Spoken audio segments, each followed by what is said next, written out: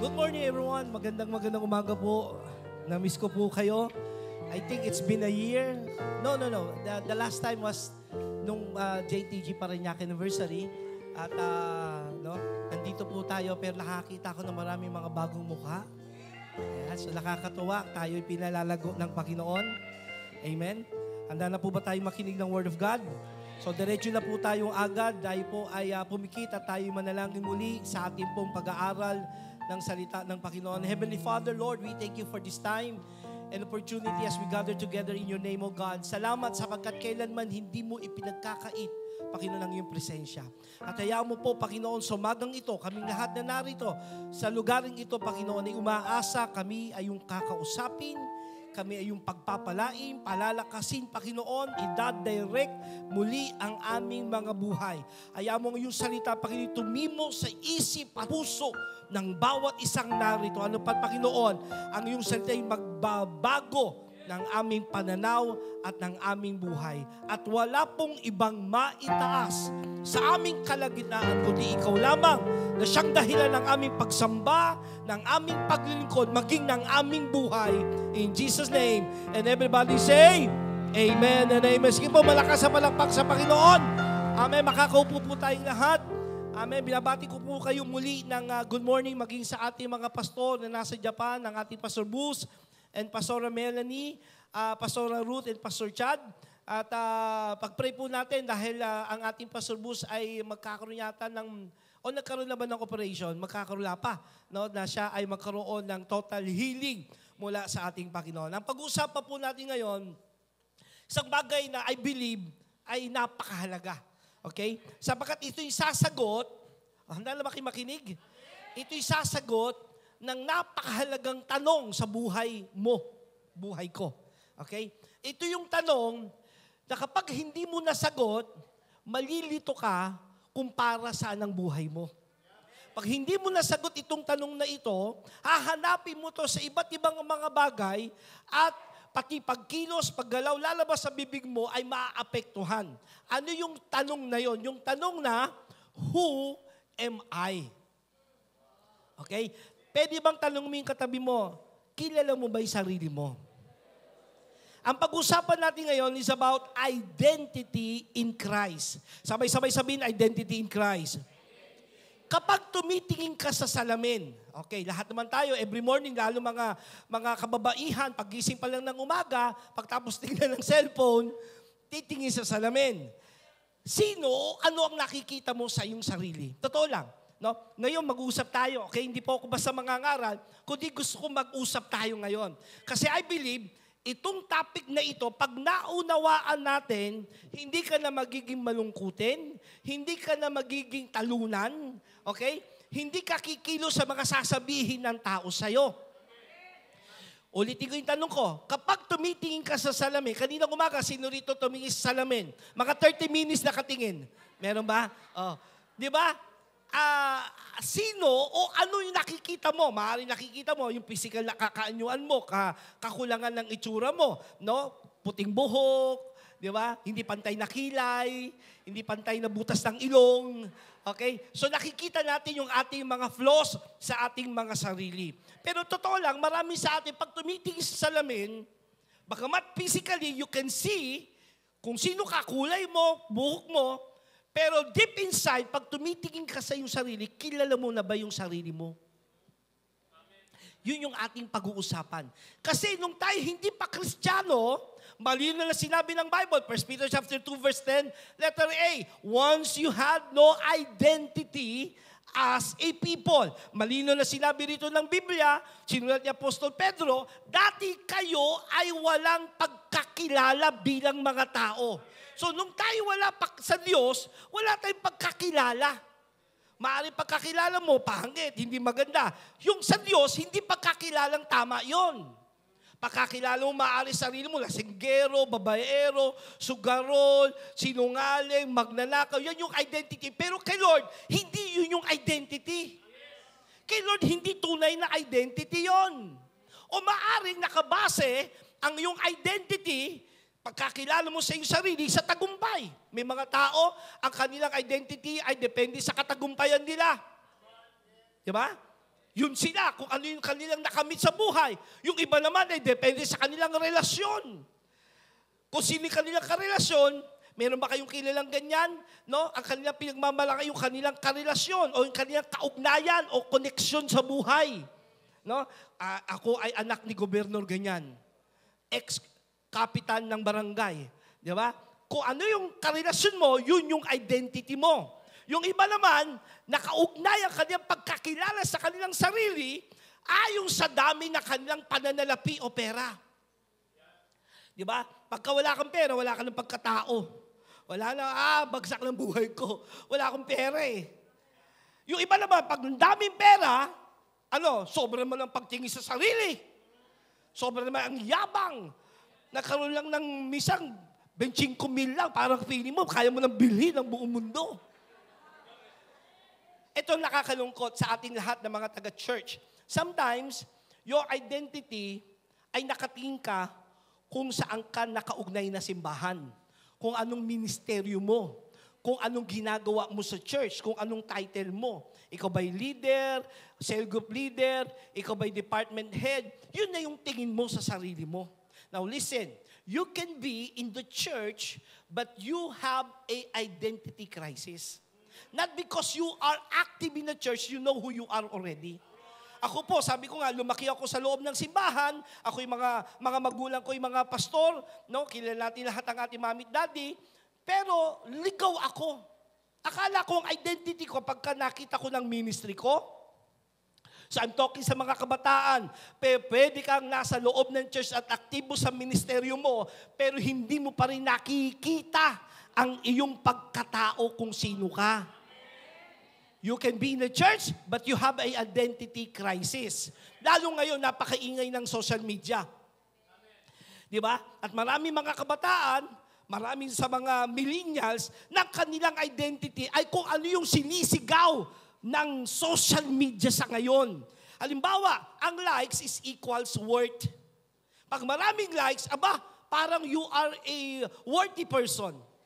Kaya kita nyo, marami sa inyo, pagka nag-post kayo, tinitingnan nyo agad kinabukasan ilan na ng likes. Kasi ang tingin mo, yung kabuluhan, yung pagiging, yung worthy ng buhay mo, nakadepende sa dami ng likes. May kausap ako ngayon.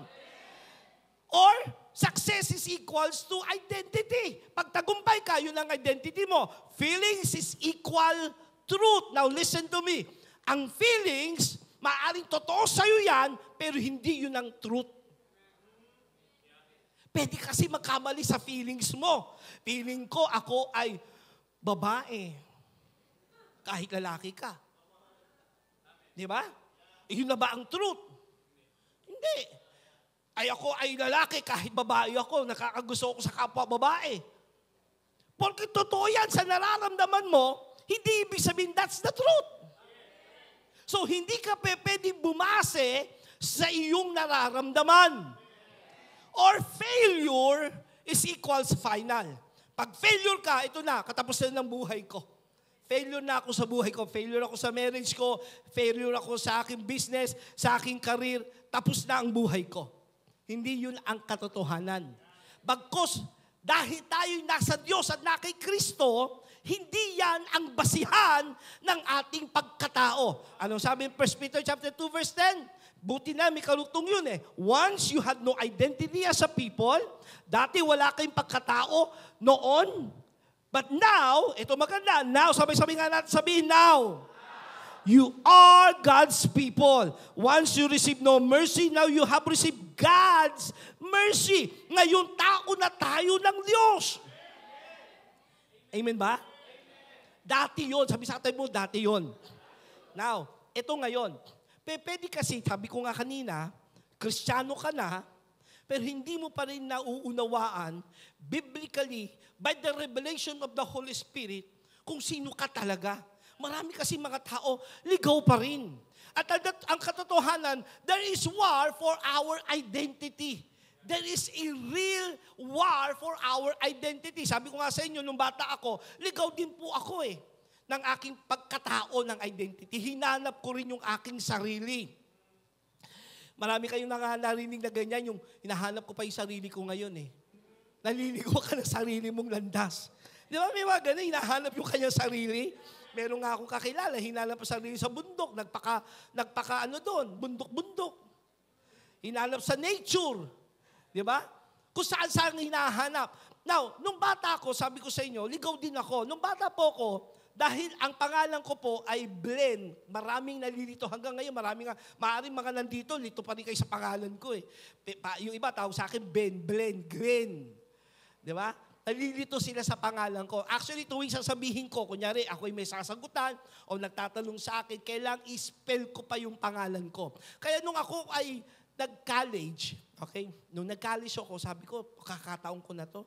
Kasi mula elementary hanggang high school, isang school lang ako eh. Olivares College. Kaya nung nag-college ako, sabi ko, ibahin ko yung identity ko. Kaya nung nagpakilala ko doon sa aming university, hello, good morning. My name, or you can call me Blue. Ito, life story yan, ha? You can call me Blue. Ayoko na ng blend. So, kasi nga, gusto ko ng bagong identity.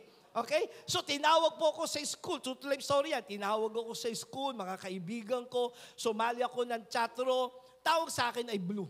Isang araw dumaan si Pastora Men. Yung kapatid ko, Pastora Men. Hinahanap ko, kilala niyo ba si Blen? Walang makapagturo sa akin. Wala nakakakilala sa akin as Blen. Kasi nga, ang pagkakilala sa akin ay Blue. Ligaw ako, kaya nung mag-college ako, alam niyo yung kwento ko, 3 kurso ang kinuha ko. I took up medtech, engineering, mass communication, para lang hanapin yung sarili ko. Ligaw ako sa aking sarili. No? At yan ang marami mga tao. You are in the war. Nanya kayo? Sa paghanap mo sa identity mo, now listen, this is the truth, hindi kayo lahat sa akin. Hindi porket senior citizen ka na at may 20% discount ka na, alam mo na at kilala mo na sarili mo. So I'm not just talking to the young people here. Hindi porket may libre ka na sa sinihan, kilala mo na sarili mo. Ha? Tuwing Monday ba? Saka ano? Tuesday. Libre kayo sa sinihan. And now listen, Satan has always tried to redefine what God already designed. Ang kaaway si Satanas, lagi niyan ang kanyang tungkulin. From the beginning pa lamang kay Adam and Eve in Genesis chapter 3, verse 1 to verse 7, tinukso o pinuntahan ni Satanas itong si Eva at Adan, ang unang nilalang ng Diyos. At anong sabi ni Satanas? Did God really say? Totoo bang sinabi ng Diyos? The enemy's number 1 tactic is to question your identity. Totoo ba na sinabi ng Diyos? If you eat this, kung kakainin nyo ba ito, mamamatay kayo? Hindi. Bagkus, ano sabi ng kaaway? Magiging tulad kayo ng Diyos. So Satan didn't begin with an outright lie. Hindi sa diretsong pagsisinungaling yung sinabi ng kaaway. Pag kinain nyo yan, mawawala kayo sa Diyos. Hindi ganun eh. Paikot muna. At anong atake ng kaaway? Ay tirahin yung identity. Laging ganitong style ng kaaway. Gagawin kang insecure sa kung sino ka sa Diyos. Kaka-worship mo lang. Paglabas mo, kita mo, worship ka pa. Sinungaling ka naman. Atakihin ka kung sino ka. Worship ka pero meron ka namang kabit. Wala po akong kilalang ganyan sa inyo, ha? Kaya kung tinatamahan ka, bahala ka sa buhay mo. There is a war in our identity. Now listen, napakaganda nitong nangyari ito. Sa Babylon po, about 586 BC, bago dumating ang Panginoong Jesus, ay may nangyaring gera sa Israel. Lumusob ang Babylonia. Winasak ang first temple na itinayo ni King Solomon. At kinuha nila lahat ng kayamanan, yung maraming nagsasabi, pati na yung Ark of the Covenant. Actually, wala namang talagang katiyak kung nasa na ngayon yung Ark of the Covenant, pero maraming nagsasabi, kinuha daw ito ng Babylonia, ngayon nasa Ethiopia. Anyway, nung nilusob nila ito, nagkuha sila ng mga kabataan, yung tawag na exile people from Israel, dinanila sa Babylonia. At kasama rito, si Daniel at yung 3 Hebrew boys. Okay? So Daniel at yung 3 Hebrew boys, bakit at dinala nila ito? Kasi gusto nila itong re-educate gamitin para sa Babylonia. Kita nyo anong ginawa ng Babylonia sa kanila? Change their names, try to change their language, tinuro sila ng lingwahe ng Babylonia, at gusto silang pakainin, wanted to feed them defiled food. Di ba si Daniel at yung tatlong mga Hudyo, hindi kami kakain na mga pinagbabawal. Sabi pa nga niya, sige, subukan nyo muna kami, kakain lang kami nung umasustansya, di namin kakain niya, subukan nyo kung sino yung mas malulusog. Re-educate them in the Babylon culture. Now listen, this is the system of the world. Listen to me, lalo mga kabataan. Huwag nyong hanapin ang identity nyo sa mundo. Kung lumaki ka sa simbahan, huwag mo nang isipin na may kakulangan pa sa'yo. May kausap ako rito, tingin kayo lahat sa akin. Ulitin ko, walang kulang sa'yo. Kinumpleto ka na ng Panginoon. Huwag mong hanapin ang iyong pagkakilala sa sarili mo sa mundo. Anong ginawa ng Babylonia? Tingnan niyo ito, ang Hebrew name ay Daniel, Hananiah, Mishael, Azaria. Yan po yung mga totoong pangalan ni Daniel at kasama niya mga tatlong Hudyo. Ang kahulugan ng mga yan, ang Daniel, God is my judge. Ang ganda ng kanyang pangalan. Hananiah means Yahweh is gracious. Mishael means who is like God. Azaria, Yahweh has help. Pero nung dumating sila sa Babylonia, binigyan sila ng Babylonian name. At anong ibig sabihin? Yung Daniel, ginawang Belteshazzar. Yung Hananiah, ginawang Shadrach. Yung Mishael, ginawang Meshach. Yung Azaria, ginawang Abednego. Anong ibig sabihin nito? Pinalitan yung ibig sabihin. Yung Belteshazzar, Bel protects the king. The Bel, yung Bel po dyan, ay number one God ng Babylonia. Diyos-Diyosan yan. Yung Shadrach, minsan, command of Aku or moon god. Yung Meshach, who is like Aku. So, Diyos-Diyosan dito ng Babylonia. Abednego, servant of Nebu, anak ni Bel. Diyos-Diyosan din. So, ibig sabihin, yung pangalang binigay sa kanila, mula sa kanilang tamang landas, nung napahiwalay sila, anong ginawa? Binigyan sila ng bagong pangalan. That is the system of the world. So mga kabataan, mga nanay, tatay, mga manggagawa ng Panginoon, kapag kayo'y lumayo sa gawain ng Diyos, lumayo kayo sa church at hinanap nyo ang identity nyo sa mundo, bibigyan kayo ng bagong identity ng kaaway. Malayo sa pagkatawag ng Diyos sa inyo. Because there is a war in our identity. Magyang Panginoong Jesus, sa Matthew chapter 4 verse 1 to 11, alam natin si Satanas, inatake ang Panginoong Jesus. At anong unang atake ng kaaway? If you are the Son of God. This was not about the hunger ng Panginoong Jesus. It was about identity. Ikaw ba talaga ang tunay na anak ng Diyos? Yun ang atake ng kaaway. Kita nyo, pagka tayo ay mayroong problema or may atake ang kaaway, ang unang sasabihin sa'yo ng kaaway, hindi ka na mahal ng Diyos. Makasalanan ka. Iko-condemn ka. Diba? Sino nakakaranas ng ganyan? Taas ang kamay. O yung iba hindi nakakaranas, praise the Lord sa buhay nyo. Aatakihin ka, ikaw ba talaga? Ang Panginoong Jesus sinatake. Ikaw ba talaga ang tunay na anak ng Diyos? Gawin mo nga tinapay ang mga batong ito. And Jesus won the identity war. Nagtagumpay siya. It was written. So dahil nagtagumpay ang Panginoong Jesus, sabi mo sa katabi mo, magtatagumpay din tayo. Hallelujah. Palapakan nga natin ang Panginoon. Can we say it all together? Mahilig po ako sa declaration. Itaas ang kamay. Sabay-sabay sabihin ito. Pakipindot. I refuse. Come on. Refuse to let Babylon, the world, rename me. I reject every identity the enemy tries to put on me. I am who God says I am. That is our identity in Christ. Sabi mo sa katabi mo, that is your identity in Christ. Ngayon, pag-usapan natin, yung mga ilang bagay na sinabi ng Bible kung sino tayo. At mula ngayon, gusto nyo malaman ano sinasabi ng Bible tungkol sa inyo? Kung sino kayo? Hindi yung sinasabi ng mundo, ha?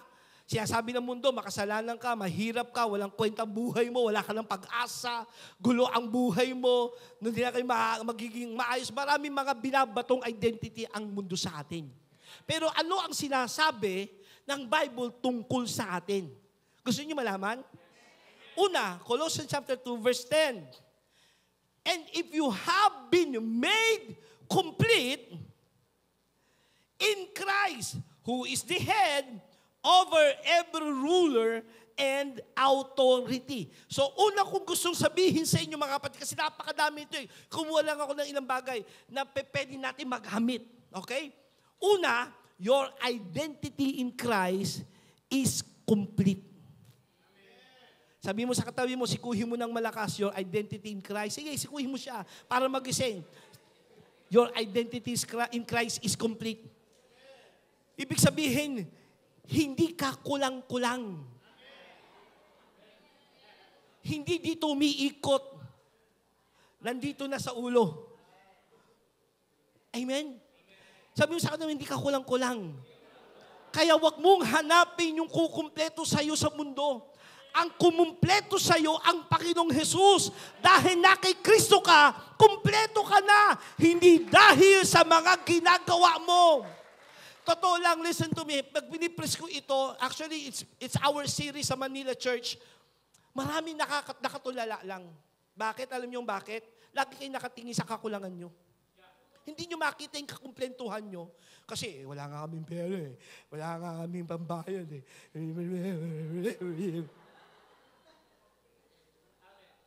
Now listen, napakahalaga to know who you are first.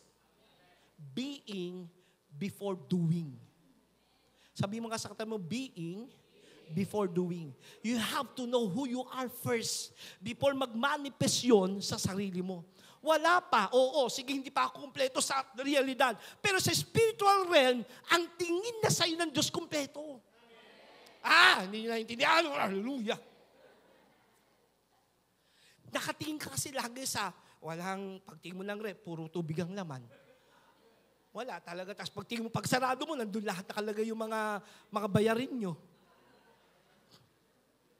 Mauhulog ka talaga sa takot at pangamba. Talaga, di ba? Titingin sa salamin mo, parang tumatanda na ako, parang di na ako ito. Tapos pagtingin mo pa sa asawa mo, lasenggero.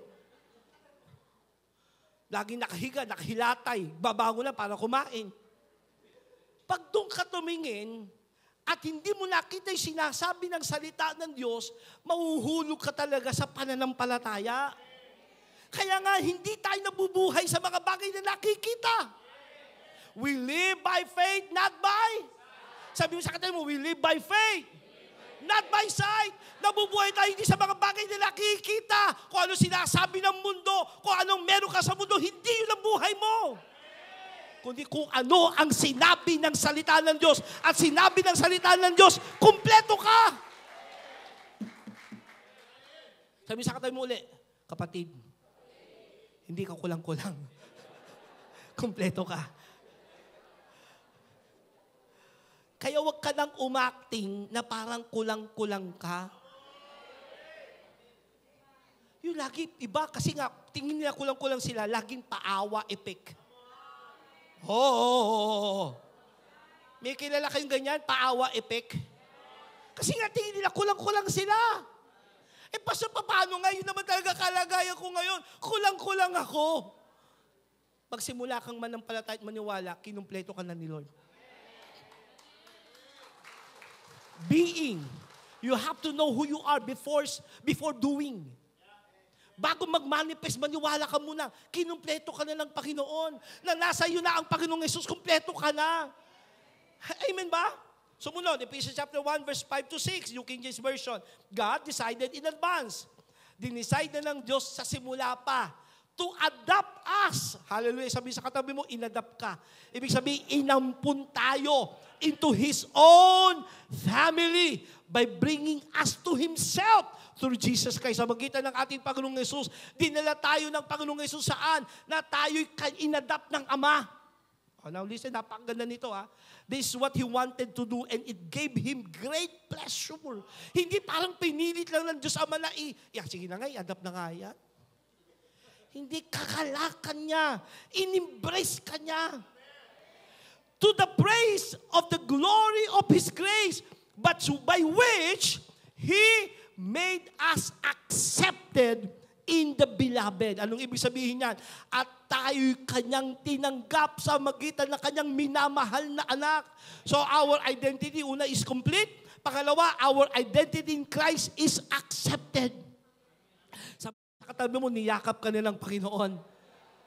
Sabi mo sa kanya, tanggap ka ni Lord. Hindi siya napilitang tanggapin ka. Tanggap ka ni Lord. Sabi sa katabi mo, tanggap ka ni Lord. Ay, ang ibig sabihin nito, ano man ang pinanggalingan mo, ano mang karumihan ng pinanggalingan mo, tanggap ka niya. Now listen, this is the truth. Kasi magkahiwalay pong series yan. Actually, 3 po yung binabanggit ko ng series sa inyo. Finish natin tig 1 hour. Kaya ipipres ko lang sa inyo ng 40 minutes. Totoo ba na tanggap ka ni Lord kahit makasalanan ka pa? Tanggap ka ba ni Lord kahit makasalanan ka pa? Anong sagot? Yes, but here's the truth. Listen to this. Ang pagtanggap ng Diyos sa atin ay hindi lisensya para magpatuloy ka sa kasalanan. Ang biyaya ng Diyos ng pagtanggap sa atin ay hindi pahintulot para magrebelde ka at magpatuloy sa pagkakasala, kundi yung kapangyarihan ng pagtanggap ng Diyos sa iyo para ikaw ay magbago. Hindi yung salita ay tanggap pala ako ni Lord. Dito, bakla ako, hindi tanggapin niya. Ako, sugarol, tanggapin niya na ako, sugarol talaga ako . Hindi ganon. Yung pagtanggap sa iyo ni Lord, kapangyarihan na mabago ka. Halimbawa, dati ka lang namang natutulog sa kalsada. Halimbawa, isa kang taong grasa. Okay? Andun ka lang. Nabubuhay ka lang sa tinatawag na pagkalakal. Ano yung pagkaing pagpag. Diba? Biglang naparaan yung isang mayaman, bilyonaryo, naawa sa'yo. Tapos, sabi niya, parang may nararamdaman, tanggapin ko nga to. Pinapunta ka niya sa kanya. At sabi niya sa'yo, mula ngayon, hindi ka na matutulog sa kalsada, hindi ka nahihingi ng mga limos, hindi ka nakakain ng pagpag, kundi gagawin kitang anak. Kung ano yung meron sa akin, meron na rin sa'yo. Kung ano yung karapatan ko sa bahay na ito, binibigay ko ngayon yung karapatan yan sa'yo. Ano ngayon mangyayari sa imaginein mo? Kakain ka pa rin ba ng pagpag? Matutulog ka pa rin ba sa karsada? May magbabago sa'yo. Pero hindi ibig sabihin na, ay, teka lang, tanggap mo na ako, ito na yung aking bagong buhay. Pero babalik pa rin ako sa dati ko. Hindi, di ba? Bagkos unti-unti, mababago ka. Dati ka kumain, nakataas ang kamay, nakakamay. Di ba? Tapos, kumuha ng pagkain, parang wala nang pakialam yung iba sa'yo, parang wala ka nang pakialam sa susunod sa'yo. Hindi na ganon. Unti-unting magbabago yung manner mo. Bakit naunawaan mo? Iba na ako ngayon. May tumanggap sa akin. At sabi niya kung anong meron sa kanya, meron sa akin. Yung karapatan niya, karapatan ko na rin. Marami sa atin nang doon sa mentality ng pagiging alipin pa rin. Inialis ka na ng Diyos doon. Yes, you are accepted, but grace changes you. You are already accepted. So pakipindot, stop trying to earn God's love. Hindi mo ini-earn ang pag-ibig ng Diyos. Ang biyaya ng Diyos, libreng ibinigay sa iyo ng Panginoon, wala kang ginawa. Minahal ka lang niya. Grabe yun. Intindihin ng gusto yun, ha? Hindi mo in-earn ang pag-ibig ng Diyos. Kakahabagan niya na is niyang kahabagan. At kasama tayo sa kinahabagan ng Panginoon. So stop comparing yourself with others. Huwag ka nang tumingin sa Facebook ng mga kabatchmate mo kung ano na nangyayari sa kanila. Kumpara ka pa rin ng kumpara. Parang mas mayaman na yata sa akin to. Ba't? Nakabili ng bagong kotse, Nasa Thailand, bira. Sarap ng buhay, Sana all. Stop comparing yourself. Now walk in confidence and peace. May kumpiyansa ka, mayroong kapayapaan. Yung kapayapaan hindi malirip ng sanlibutan ibinigay sa iyo ng Panginoon. Magugulat ang mundo sa iyo dapat. Magulat sila. Huy, ano nangyari sa iyo? Tingnan mo yung katabi mo, kagulat-gulat ba? Sige, tingnan mo. Huy! Huy! Ano nangyari sa'yo? Dati hindi ka naman ganyan. Dati malungkutin ka ngayon, masayahin ka na dapat. Parang wala akong kausap ngayon.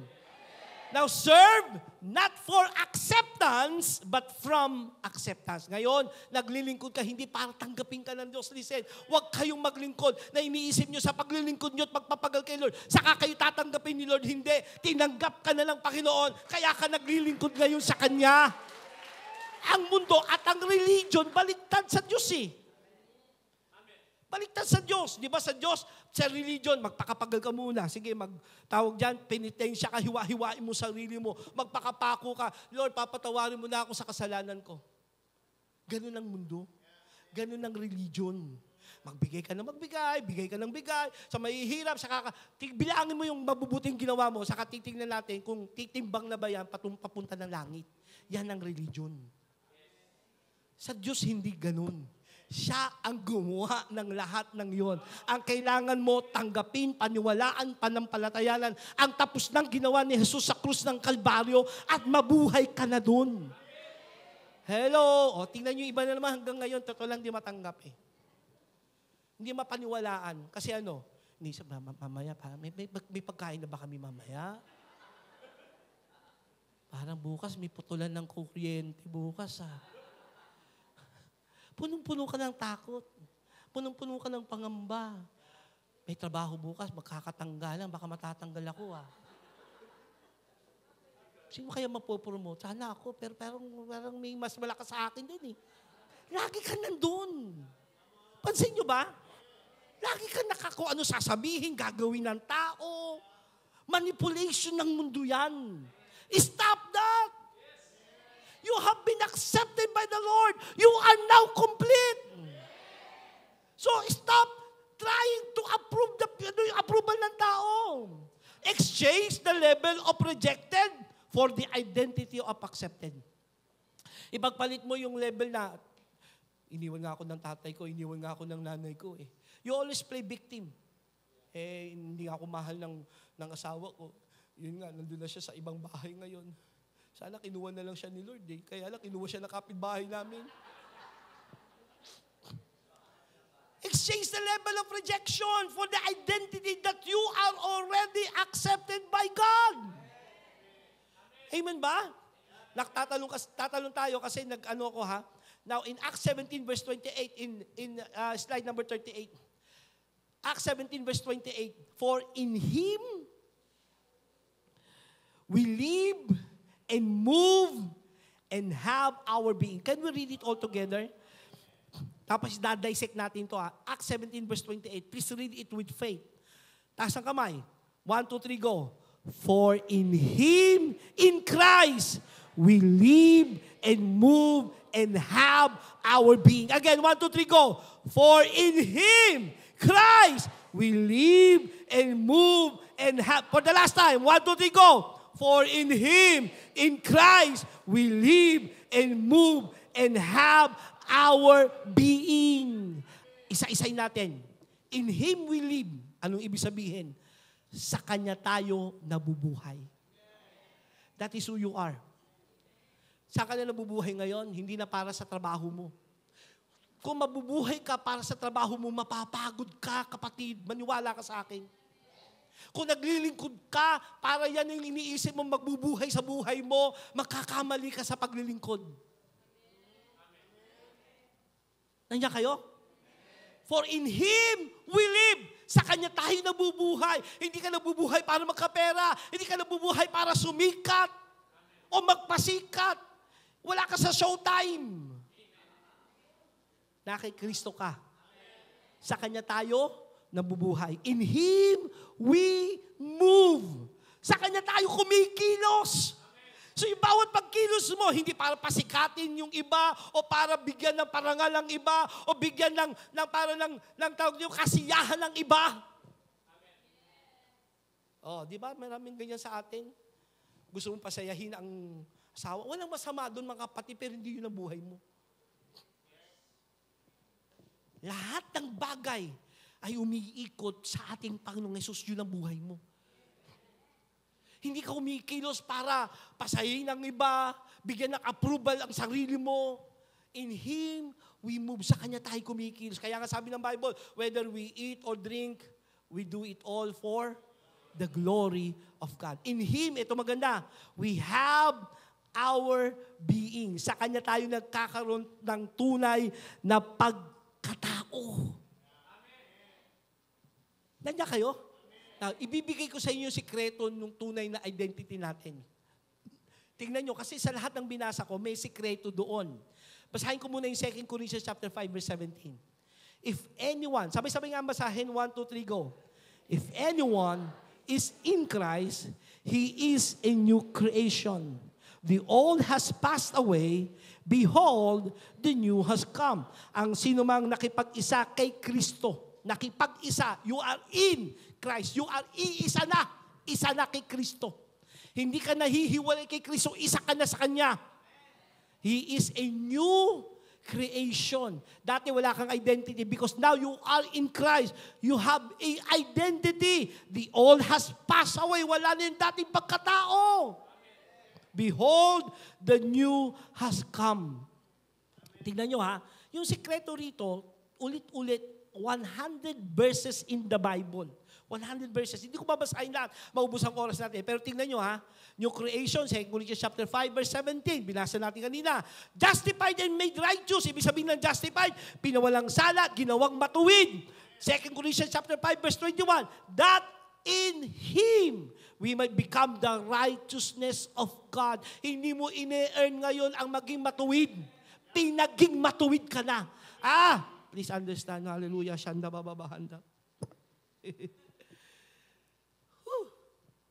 Hindi mo ine-earn na maging matuwid ka. Mapapagod ka. Religion yung ginagawa mo. Hindi ka doon nagsisimula. Pagsimula ka kung ano nang diniklara ng Bible sa'yo. Pinaging matuwid ka na. Free from condemnation. Romans chapter 8 verse 1, therefore there is now no condemnation for those who are, nababasa nyo ba? In Christ Jesus.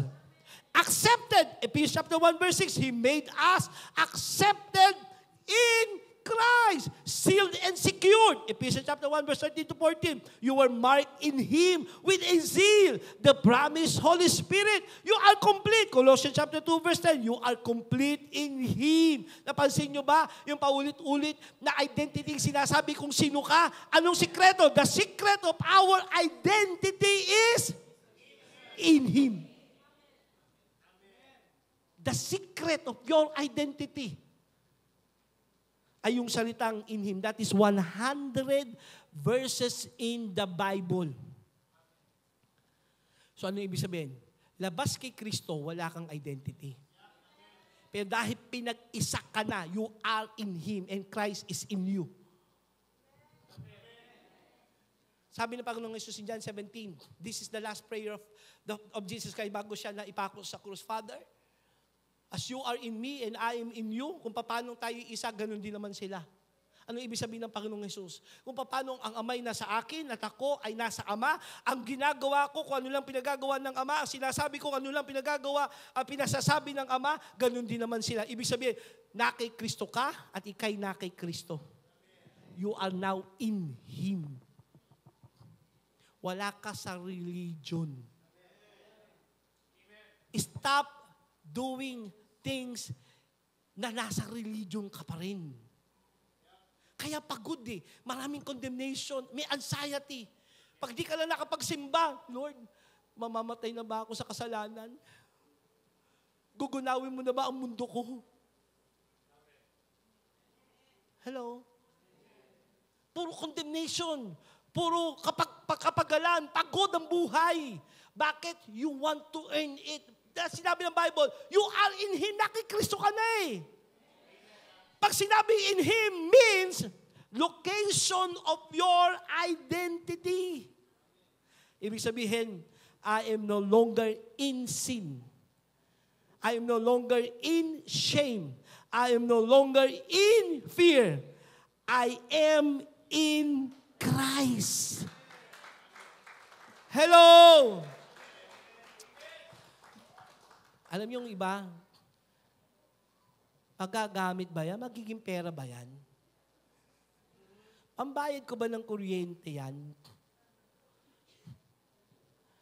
Pwede bang pang tuition fee yan?